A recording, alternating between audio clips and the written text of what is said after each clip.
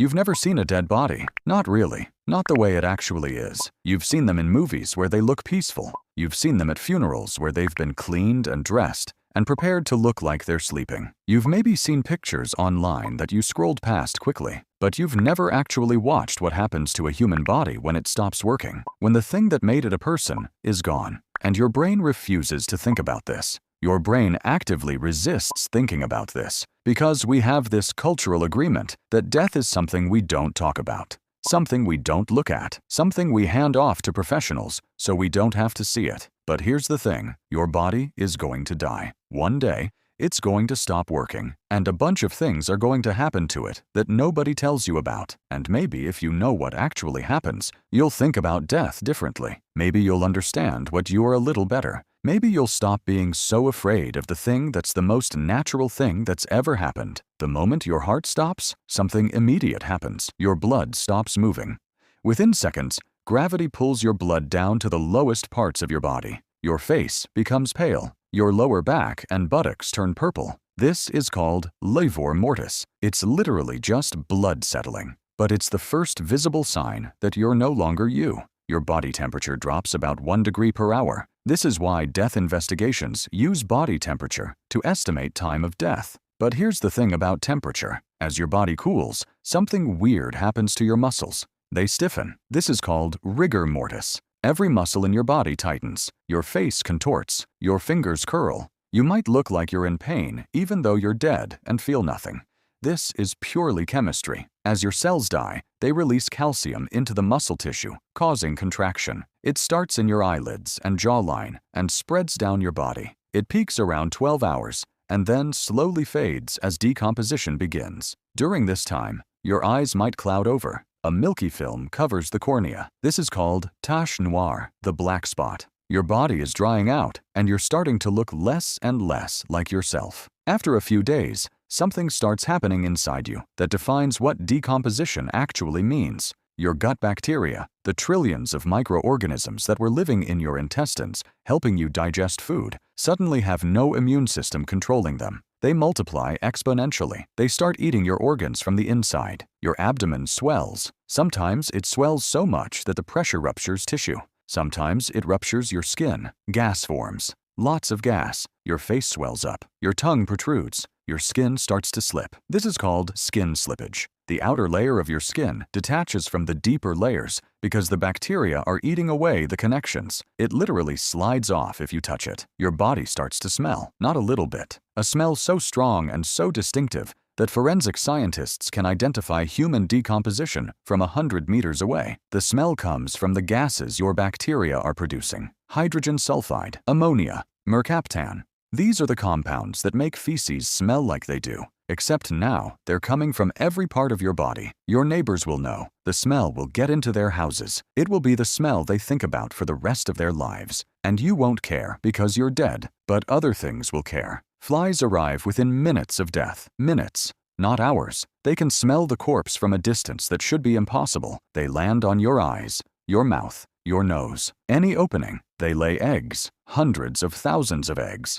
Within 24 hours, those eggs hatch into maggots. Maggots that immediately start eating your flesh. They're not gross bugs bothering a body. They're the beginning of disassembly. They eat the soft tissue first. Your eyes, your tongue, your lips, your genitals, the places that are most accessible. They excrete digestive enzymes that break down tissue faster. They multiply and move as a group, creating heat. A maggot-infested corpse can actually raise its temperature through the metabolic activity of millions of larvae.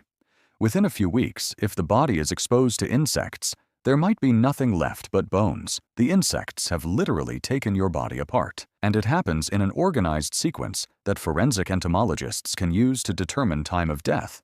Because insects follow a schedule. Flies first, then beetles, then other insects. Each wave comes at a predictable time. Your decomposition is tracked by bugs. Your death is marked by insects. And when the process is done, you're gone, just scattered. If your body ends up in water, things happen differently, and sometimes worse.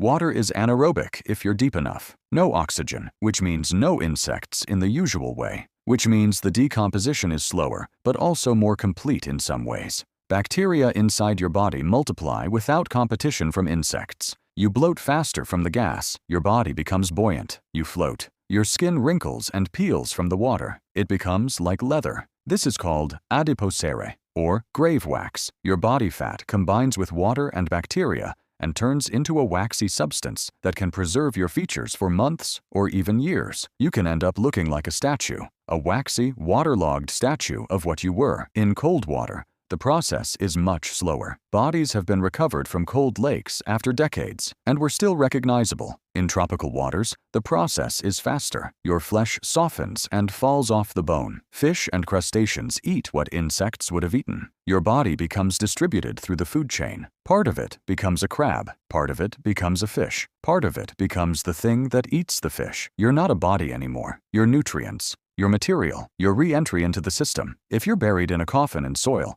the timeline changes again. It depends on depth, humidity, temperature, whether the coffin is sealed or not. In ideal conditions for preservation, a body can take 10 to 12 years to fully skeletonize. In poor conditions, it can be just a few months. Your coffin fills with gas and liquid from decomposition. The pressure can actually pop open if it's not vented. Your body slowly merges with the soil. The bacteria and fungi that live in soil move in and take over the work the flies and other insects did above ground. They break down the collagen in your bones. Your bones become soft. They become like chalk. They crumble if you press them. Eventually, even the bones are gone, dissolved back into the soil, and there's nothing left to find. In a few decades, you're completely gone. You're integrated back into the earth that made you. Here's the thing they don't tell you about death. It's not peaceful. It's not gentle. It's violent in a way that nobody wants to admit. Your body is consumed, literally eaten, transformed, broken down into component parts,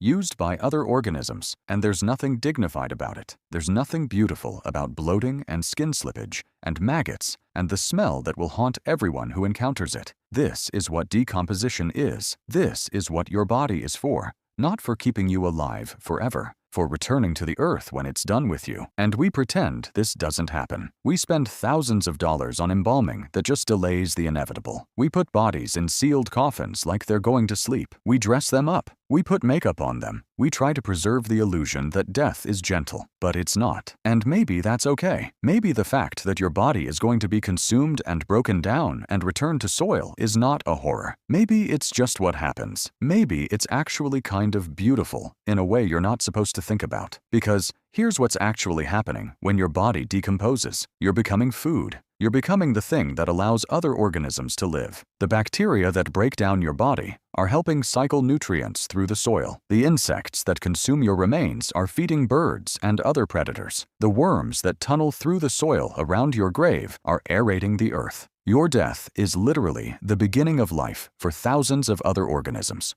When you die, you don't disappear. You transform. You become part of the system again. You become the carbon that plants use. You become the nitrogen that fertilizes soil. You become the energy that moves through food chains. Your ancestors understood this. They buried their dead in the earth. They knew that death was not an ending. It was a transformation, a return, a rejoining of the cycle. And we've somehow convinced ourselves that we're above this, that we're special, that our bodies should be preserved rather than returned, that decomposition is something shameful rather than something necessary. But you're not above it, you're part of it. And one day, your body will do what every other body does. It will break down. It will feed the soil. It will nourish the earth. It will become the thing that sustains life. So when you think about death, don't think about pain. Don't think about fear. Don't think about the horror movies version of decay. Think about transformation. Think about becoming part of the world that made you. Think about supporting thousands of organisms that will live after you're gone. Think about becoming soil. Think about being part of the cycle again. Your body is going to die, and it's going to return to nature, and it's going to become part of the earth. And in a few years, nobody will know you were ever there. Your grave will be just another patch of soil, and plants will grow in it, and insects will live in it, and the cycle will continue. And that's not sad. That's what life is. That's what death is. That's what you are. A temporary arrangement of matter that gets to move around and think and love and create for a little while.